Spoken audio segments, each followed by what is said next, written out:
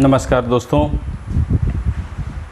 एक बार फिर मैं अपने YouTube चैनल MSBM क्लासेस पर आप सबके समक्ष तत्सम और तद्भव शब्दों को लेकर के प्रस्तुत हूँ। जैसा कि आपको पहले के वीडियो में बताया गया था, तत्सम तद्भव शब्द क्या होते हैं और किस प्रकार इनका नाम तत्सम तद्भव पड़ा। इसके अलावा भी जो हिंदी की शब्द रचना है उसमें कौन कौन से शब्द और होते हैं वो बताया गया था आपको। आगे हम इसी क्रम में आज तत्सम तद्भव शब्दों की सूची, एक लिस्ट हम आपके सामने रख रहे हैं जो लगभग हर प्रतियोगी परीक्षाओं के लिए आवश्यक है और जो विद्यार्थी हाई स्कूल इंटरमीडिएट की परीक्षा में हैं उनके लिए भी ज़रूरी है।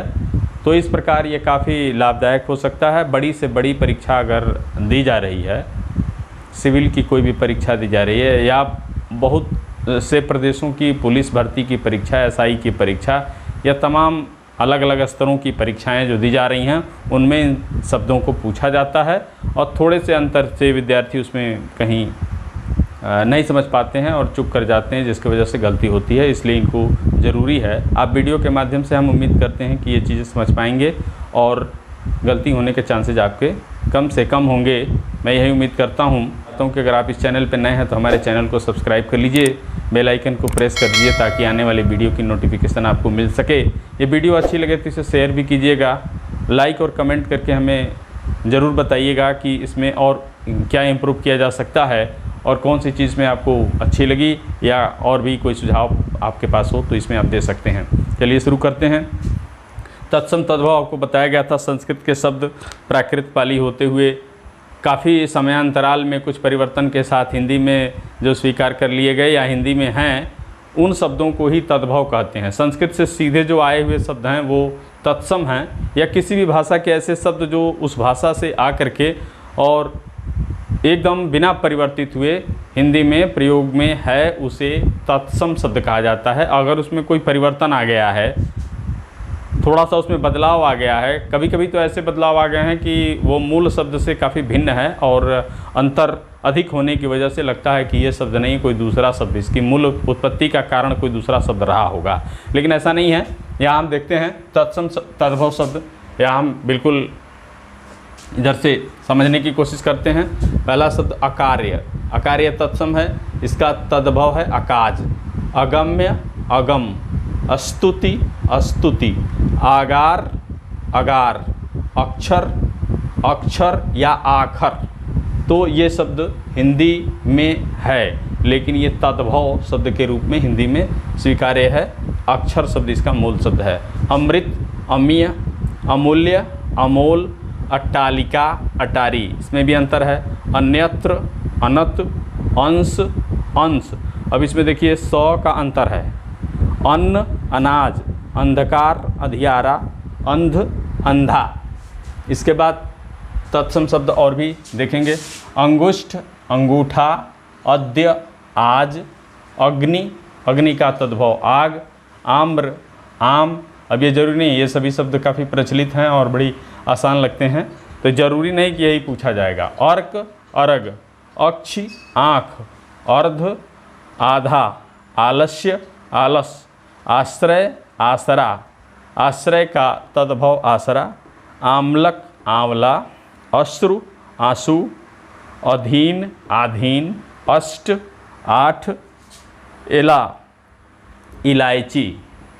अब देखिए इसमें अंतर है, एला और इलायची इसमें अंतर है।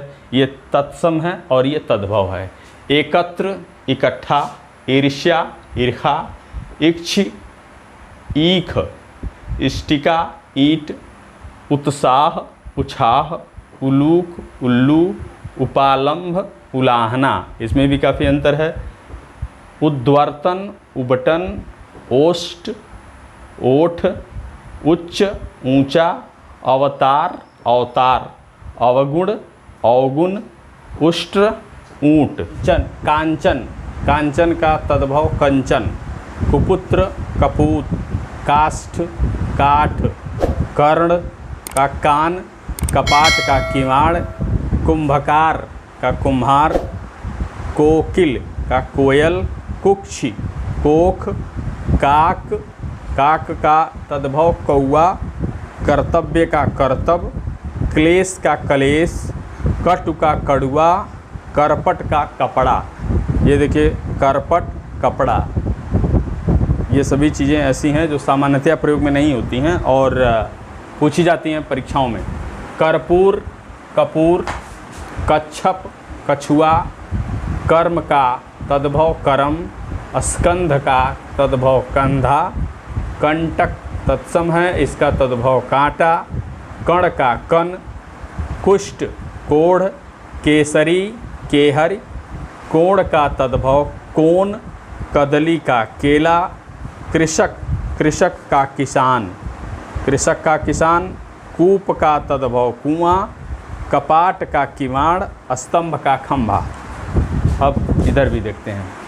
छार का खार, कास का खांसी, गरगर, गरगर का गगरी या गागर दोनों होता है, गणेश का गणेश, गर्धव का गधा, ग्राम का गांव, गौ का तद्भव गाय, ग्राहक का गाहक, गोस्वामी का गुसाई, गोधूम गेहूँ, गेहूँ एक सामान्य शब्द है लेकिन इसका तत्सम गोधूम है, गोधूम का तद्भव गेहूँ, गौर का गोरा, गोपाल का ग्वाल, गात्र का गात, गात माने शरीर होता है, ग्रंथ का गांठ,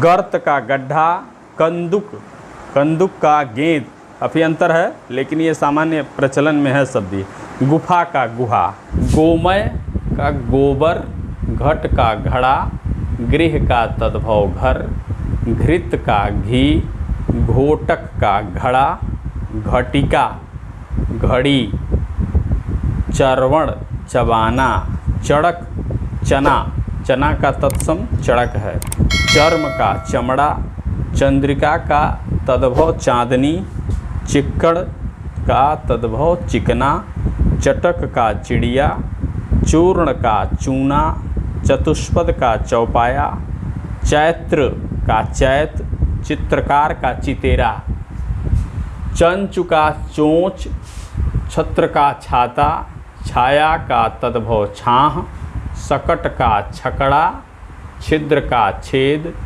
यूथ का जत्था, युवा का जवान, जामात्री जमाई, जन्म का तद्भव जन्म, दधि का दही, दंत का दांत, दक्षिण का दाहिना, दीप का दिया और दीपावली, दीपावली का तद्भव दिवाली, दुर्बल का दुबला, दुग्ध का दूध, दुर्वा का दूब, जंघा, जंघा तत्सम है और जांघ इसका तद्भव है, जिह्वा का जीभ, योग का जोग, यज्ञोपवीत का तद्भव जनेऊ, जगत का जग, निर्झर, निर्झर, निर्झर का झरना, तपस्वी का तपसी, त्वरित का तुरत, तैल का तेल और तुंद तत्सम शब्द है जिसका तद्भव तोंद, तीक्ष्ण का तीखा,